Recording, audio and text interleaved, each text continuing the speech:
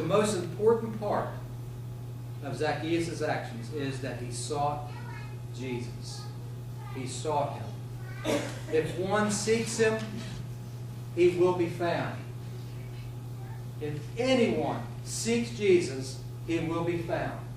If you are buried beneath millions of tons of rubble, you seek Him, He will be found. It could be your last breath.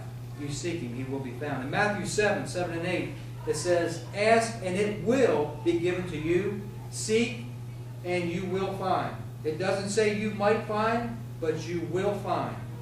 "Knock, and it will be open to you. For everyone who asks receives, and he who seeks finds. And to him who knocks, it will be opened." In 2 Chronicles 15:15, in the Old Testament, it says, "And all Judah rejoiced at the oath, for they had sworn with all their hearts, and sought Him with all their souls. And He was found by them." They sought Him with all their souls, and He was found by them. And the Lord gave them rest all around. I found a little sentence, and it's called Life's Turning Point. And it says, the turning point in our lives is when we stop seeking the God that we want and start seeking the God who is. Stop seeking the God that we want, the one that's, wow, I'm seeking the God of prosperity because I'd like to have that weekend. Where I'm seeking the God that's going to touch me. I need the Lord. Seek the God who is, seeking for who He is and what He is, not for what He can do for us, but because He is God. Seek Him simply because He is God, the one true God. You know, I was thinking about Zacchaeus and what it must have been like for him that day. We've already established the fact that he was not very well liked. You know, if he would have been a man that they liked, you know, knowing, seeing, oh, yeah, Zacchaeus maybe trying to get through the crowd to see Jesus, they went, oh, yeah, sure, come on through. But they didn't like him. There's that stinking publican. Get away. Get out of here. You don't even deserve to see him. But he was excited. He heard He was coming. You know, did he wonder? Did he wonder what Jesus was like? Did he wonder, is He strong and handsome? Is He tall? Or is He short like me? I wonder what He's like. I wonder what Jesus is like. But could you imagine how He must have felt when Jesus is coming down that street and He stops and He turns and He looks up in that tree and He says, Zacchaeus, come down. Make haste and come down, for today I must stay at your house. Could you imagine the excitement that went through his veins? I mean, imagine, He noticed me. He noticed me. Think of that song that James sang. How appropriate for Zacchaeus, who would love me for me. Who would love me for me. That song brought tears to my eyes. Jesus would. He would love me for me. Jesus was going to be a guest in Zacchaeus' house, the house of a sinner. Jesus was setting the example for all of us that day, wasn't He? How many of us would go to that old sinner's house? There's the example that He set. We should not judge, but we should be willing to go to the house of Zacchaeus, or one like him. Who would love me for me? Jesus would.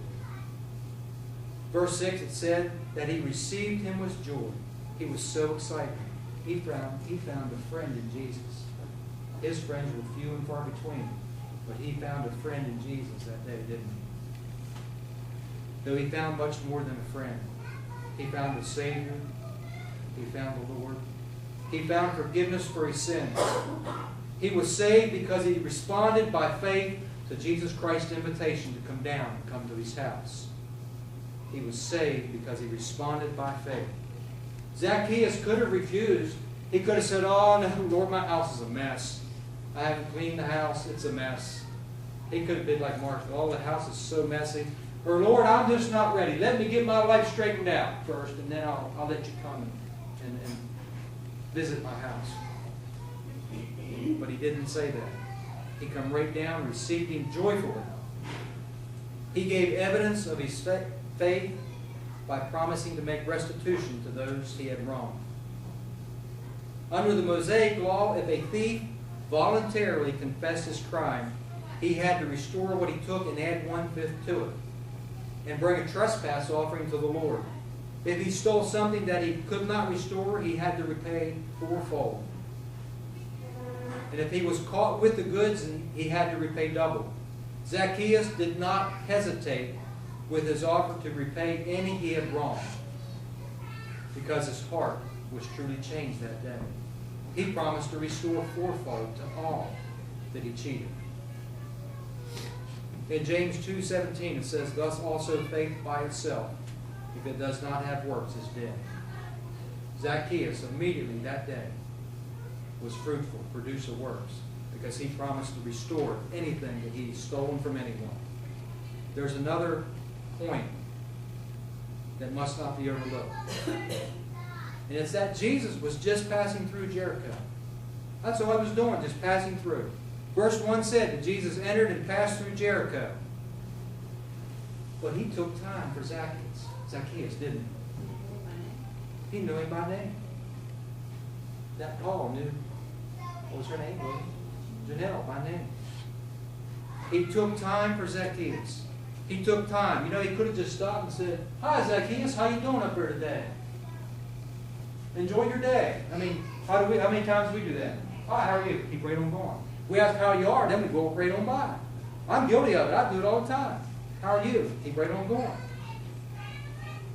He took time. He didn't just stop for a moment. He went to stay at his house. What a lesson for us. We can apply this to our lives. Take time for people. Take time for people. I'll share a little bit about our experience last week. Of course, the guys already know this.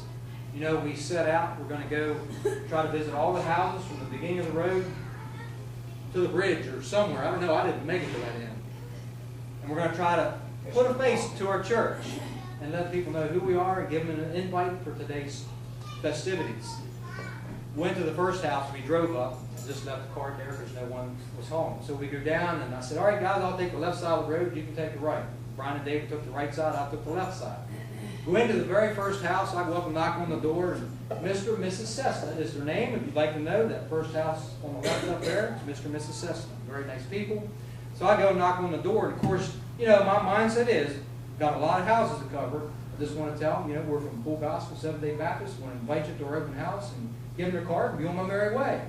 "Well, come on in, come on in." So I step inside, and I didn't, you know, I'm just standing there and telling them a little bit. So she starts to talk, and she goes, "Sit down, sit down, sit down." So, you know, it's me. I'm driven. I'm like, "All right, Lord." The Lord said, "Sit down. Take time to spend with these people." So I sit down on the couch, and she starts sharing, and Mr. Cessna was talking. His name's Jack. I forgot her name. He had fallen the day before out of their shed, and he had a nasty looking place on his arm. It was bandaged up. So I'm talking with him, and she gets a phone call. It was her other son, and she goes out to the kitchen, and she was emotional. She's out there crying. She comes back in. She got her composure back, and Jack shared with me they lost a son a couple years ago to cancer. So it was an emotional time for them. But I got to be there and listen. And I got to pray with them before I left. They go to church, they have a church, but I got to pray for Jack for his healing, pray for peace for her. I got to pray with them. I took time. And I go and I apologize to them guys. He said, "Don't apologize." That was a divine appointment. Take time for people. I learned a lesson last night.